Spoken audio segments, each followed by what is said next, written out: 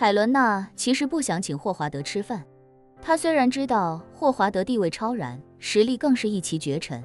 但她平时对这种老狐狸一般都是敬而远之。请霍华德去皇宫赴宴，其实是叶晨给他的授意。叶晨觉得霍华德是现如今全世界最大的金主，他的背后执掌着数万亿美元的金融帝国。除此之外，罗斯柴尔德家族手里掌握的投资更是多不胜数。因为罗斯柴尔德家族实力雄厚，他们有更多更好的资源让钱生钱，所以很多欧美的富豪，尤其是诸多犹太富豪，都会将相当一部分资金交由罗斯柴尔德家族的投资基金管理，以获取更高更稳定的投资收益率。如果把这部分资金也算上，那霍华德能够调动的资金规模更是不可估量。既然霍华德有巨量的热钱随意支配，那海伦娜只要代表北欧皇室向他稍微释放一些善意，那他一定会利用手里的资金来向海伦娜投桃报李。叶晨觉得北欧皇室只要能够得到霍华德的重点照顾，自身实力的发展不用多说，更重要的是，整个北欧皇室在北欧的影响力都将达到一个前所未有的高度。海伦娜在北欧的支持率本就很高，如果她还能不停为北欧拉动大量投资，让北欧经济发展速度更上一层楼，人民对她的拥护也会水涨船高。而在叶晨看来，海伦娜现在正是拿捏霍华德的好机会。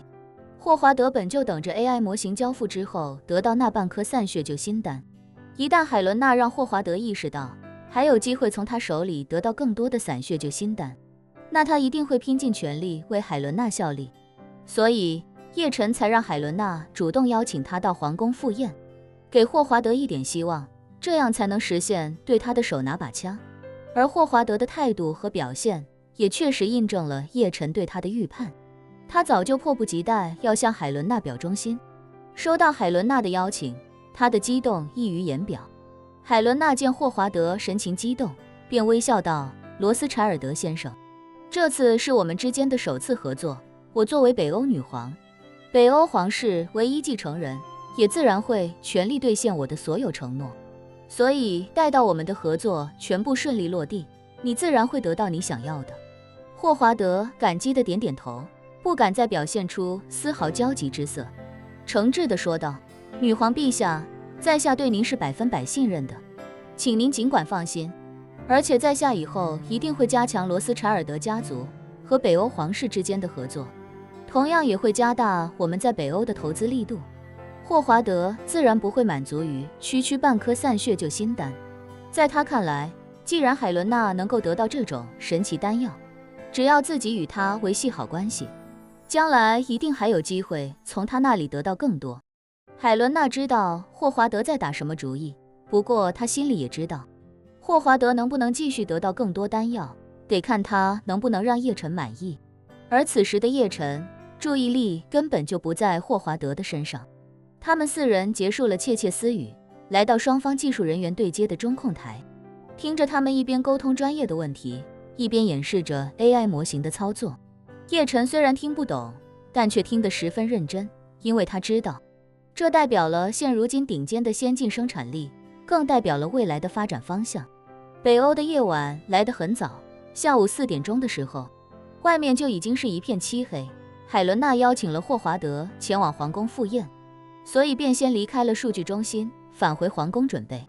霍华德也先行离开，返回酒店，要回去好好收拾一下仪表，再带着儿子史蒂夫一起前往皇宫。叶晨4人伪装成技术人员，所以自然不能直接跟着海伦娜一起回去，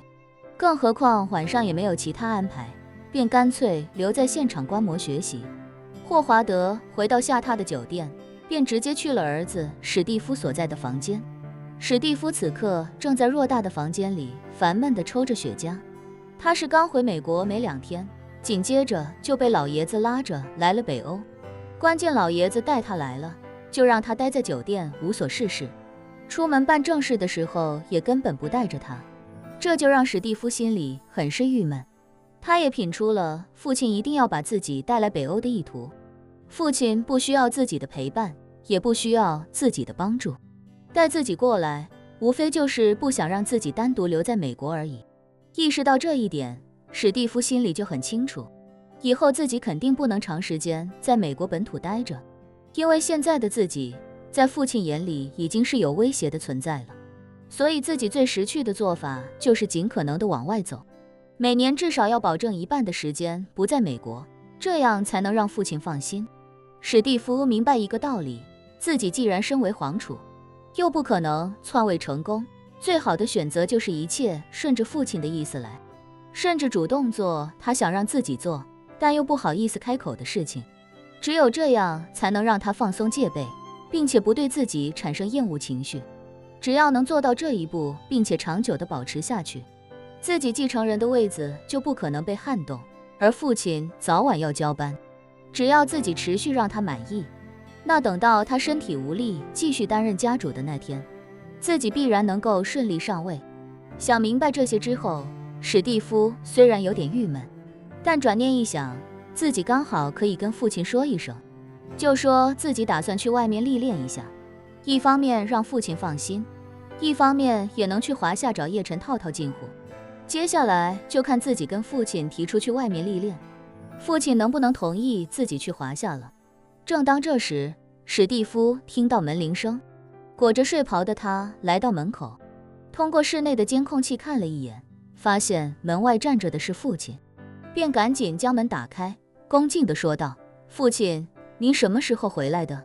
霍华德道：“我刚回来就来找你了。”说着，霍华德上下打量着他，说道：“史蒂夫，你抓紧时间洗个澡，换上正装，晚上跟我一起去北欧皇室赴宴，北欧女皇要宴请我们。”听闻北欧女皇要请父子二人吃饭，史蒂夫也不惊讶，他很清楚北欧女皇本就是叶晨的白手套，请客吃饭想来也是叶晨的意思。于是他便故意问道：“父亲，您这次来北欧，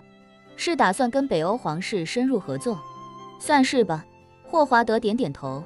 随口道：“北欧还是很有发展前景的，更何况我也希望能够与皇室加深合作，说不定将来还有机会与他们联姻。”史蒂夫心想，还联姻？骗鬼呢，你想的根本就不是联姻。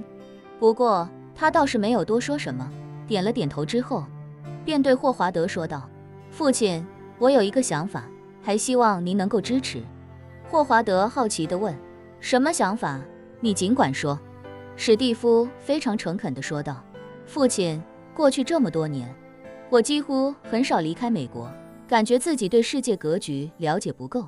往后的很长一段时间里，我想每年至少抽出一半的时间到国外多历练历练。这样的话，美国的事情我可能有些顾不太上，就得辛苦您和家族其他人多担待，不知道您能否同意？”